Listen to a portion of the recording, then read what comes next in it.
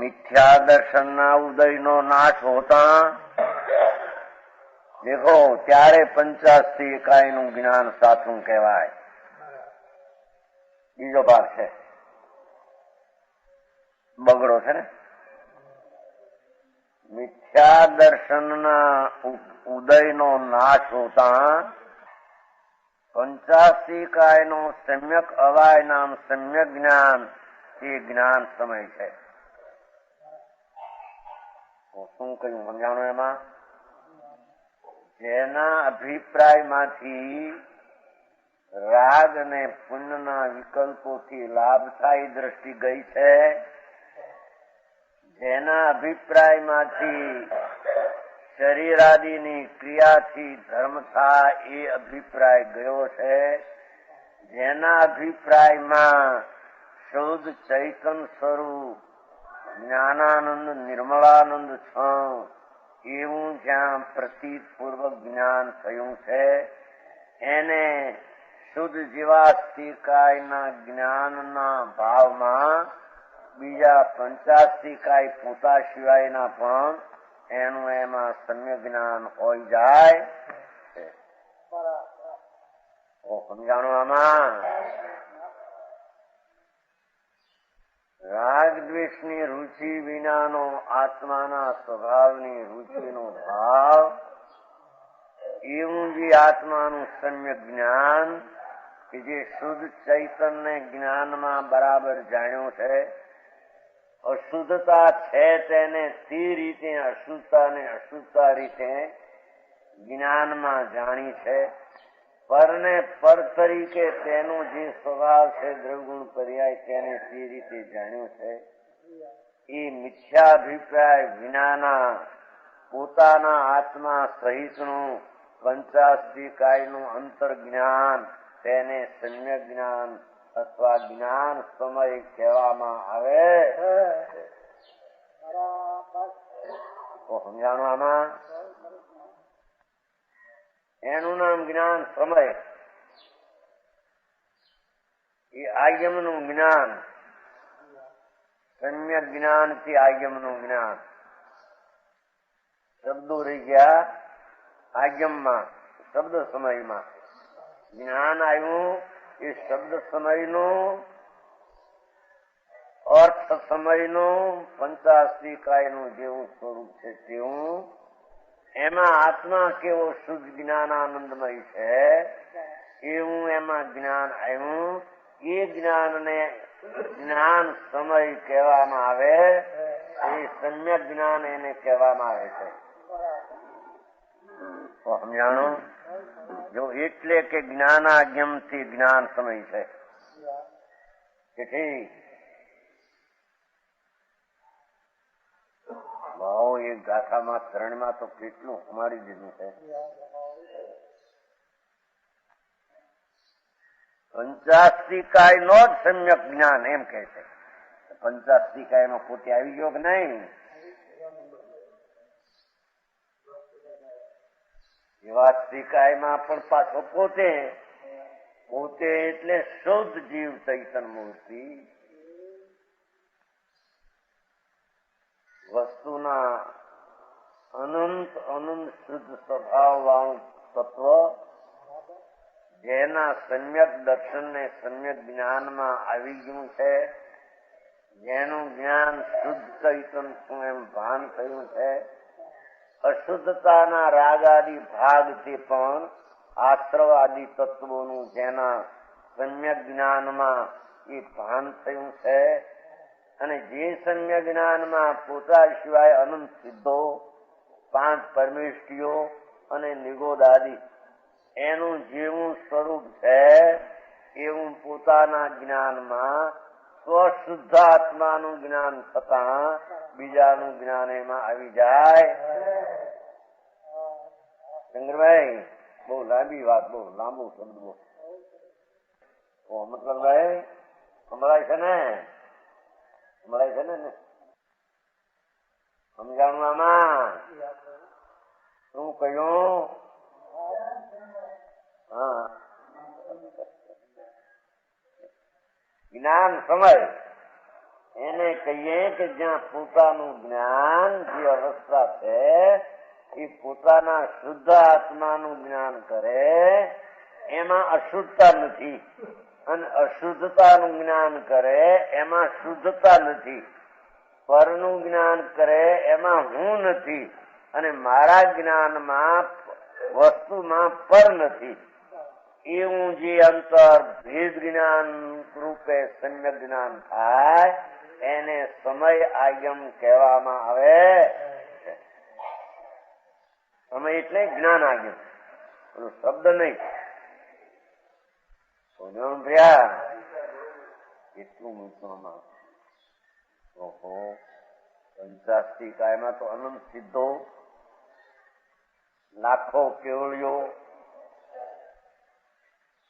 મુનિ માર્ગ, બંધ માર્ગ કેવો છે યથાર્થપણે એ બધું 85 કાયનું પોતાના શુદ્ધ સ્વભાવનું જ્ઞાનને પ્રતિ થતા એ બધાનું જ્ઞાન એમાં સ્વપર પ્રકાશ જ્ઞાનમાં આવી જાય. જાણું કાંઈ ચંદ્રભાઈ આ તો ત્યાં સાંભળ્યું નહીં જિંદગીમાં.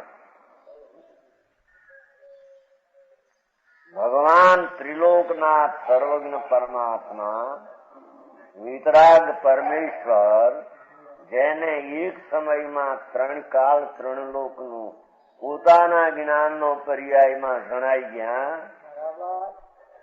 એ ભગવાન એમ કહે છે જે વાણી રાગ દ્વેષને મિથ્યાભિપ્રાય વિનાની હોય એ વાણીને અમે આગમ અને શાસ્ત્ર કહીએ છીએ. એના ઉપદેશને અમે આગમનો સિદ્ધાંતનો આવે છે. એ ઉપદેશનો મિથ્યાભિપ્રાયની વાત અપાતી હોય, મિથ્યાભિપ્રાય હોય, એના રાગની થતા હોય, એમાં લાભ મનાવવાનો હોય, એને એની શાસ્ત્રની વિશેષતા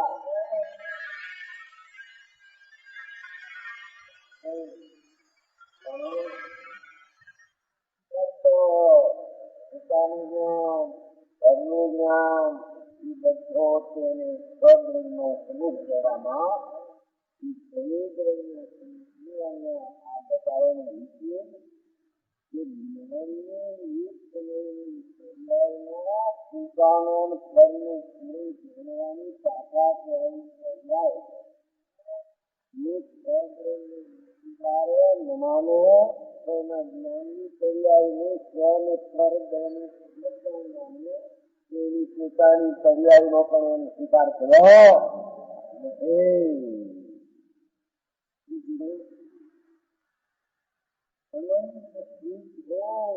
અનંત નિરોધ, અનંત આદિ સત્ય આત્માના જ્ઞાન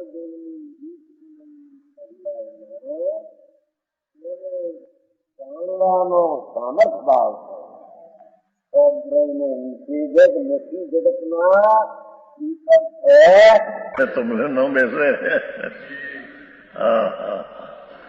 निमित्त चीज दूसरी है, उपादान चीज दूसरी है. कि दूसरी चीज में जो अपनी पर्याय होती है क्या निमित्त आकर करे क्या, અને નિમિત્ત પણ अपनी पर्याय को करते हैं तो पर की पर्याय करने में जाए क्या.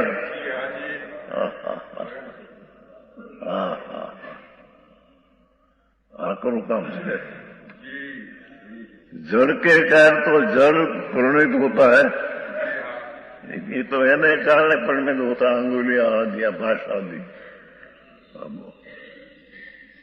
आत्मा से जड़ के कार्य कभी नहीं होता. आत्मा से जड़ के कार्य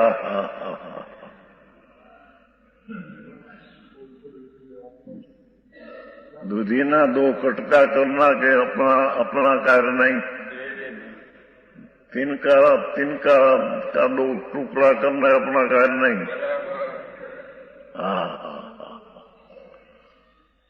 दोनों ने मिलकर काम किया एक ही कोई दोनों बोलो नहीं, एक ही सब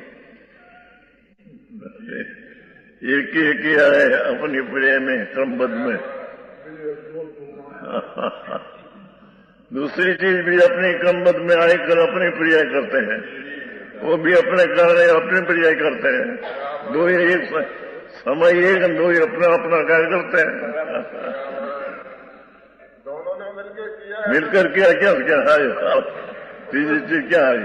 उसमें શું बात है? आई क्या बोलती वो, या आप आने आने आने या क्या आने आ गया तीजी क्रिया आई कहा, और उसने क्रिया ऐसी क्या, तब तो संयोग से किया है तो है नहीं, अब तो संयोग है। संयोगी क्रिया से हुई और उससे हुई, तीजी क्रिया क्या हुई? मां बे मिलकर हुई, एમાં आया क्या?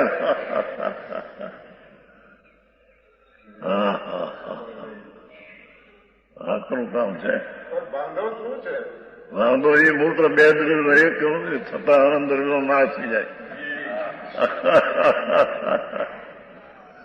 અનંત દ્રવ્ય અનંતપણે કાયમ કેમ રહે?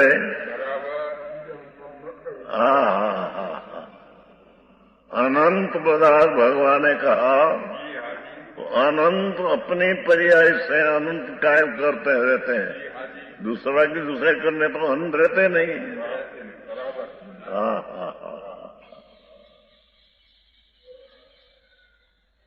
आखिरी बात है,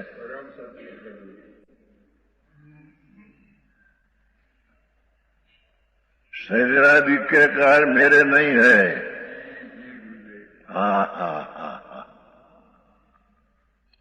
शरीर वाणी मन आदि शब्द पड़ा है ना, शरीर आदि के कार्य मेरे नहीं है, और विभाव कार्य भी स्वरूप परिणति नहीं है। शुभ राग आदि है, ये स्वरूप की परिणति पर्याय नहीं है, ये तो विकार की परिणति है। शुभ परिणति भी स्वरूप परिणति नहीं है।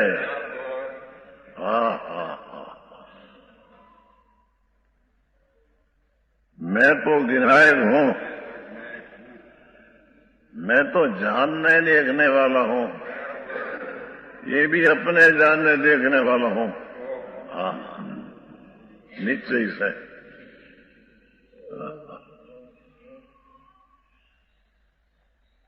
ऐसे साधक की परिणति होती है, ऐसे साधक नाम धर्म नाम करने वाला, क्योंकि पहलो आत्मा कैसा है खबर नहीं, ये बिना चरना किसमें, ब्रह्मचर्य नाम चरना, वर्तन करना, तो आत्मा आनंद स्वरूप अतीन्द्रिय कौन है,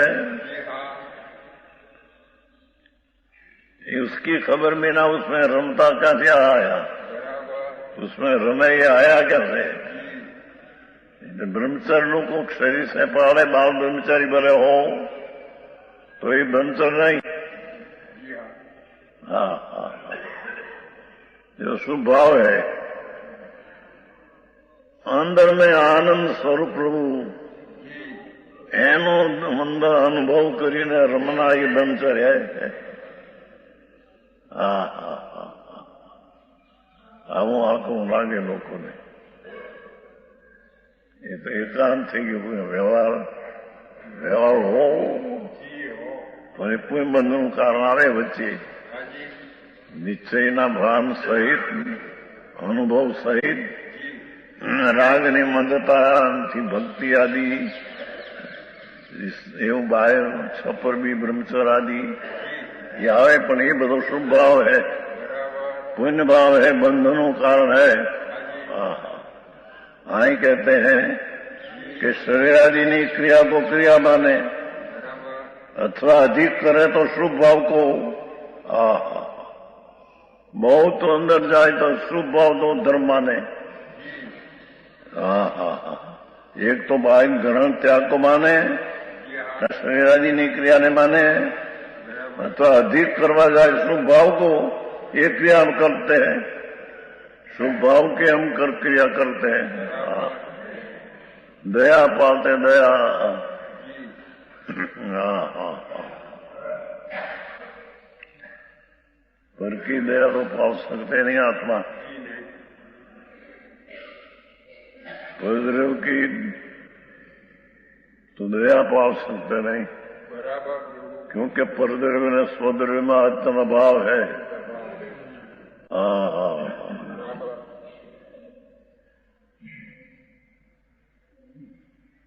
पर की दया का भाव लावना ये भी राग है। आखिरी बात से बापू,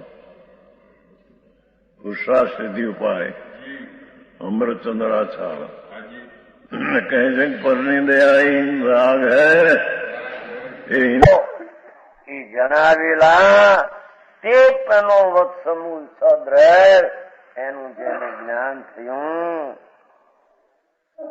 ઓહો એ જ્ઞાનમાં સ્વ સહિત પર રાગ સહિત શુદ્ધ સહિત રાગ બધાનું જ્ઞાન યથાર્થપણે આવી ગયું છે।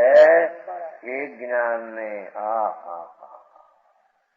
એ જ્ઞાનમાં અનંત સિદ્ધોને ઝીલ્યા।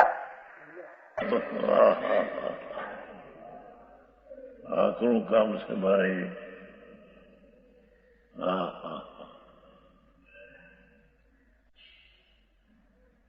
स्वभाव को वे क्रिया तत्व है। मुझे इतना आता है एम माने आटलू तो आवड़े से नहीं तो ज्ञान से नहीं। मैं ऐसी कठिन क्रिया करता हूँ, उपवास आदि शरीर आदि नहीं क्रिया, जंगल में रहना जो नग्न होकर रहे जंगल में, तो क्या हुआ? इस प्रकार ही मिथ्या संतोष में रहते हैं। अज्ञानी मिथ्या संतोष में ज्ञान श्रद्धा और क्रिया मानते हैं। अपने ज्ञान श्रद्धा ने क्रिया आत्मा की समय उसकी खबर भी नहीं। धर्म ने करने वाला साधक तथापि कहानवाणी ना अंकाये मूल्य ना कदी। तथापि मातवाणी ना अंकाये मूल्य ना कदी। परम कृपाळु पूज्य सद्गुरु देवनो जय हो। प्रसामूर्ति पूज्य भगवती मातनो जय हो।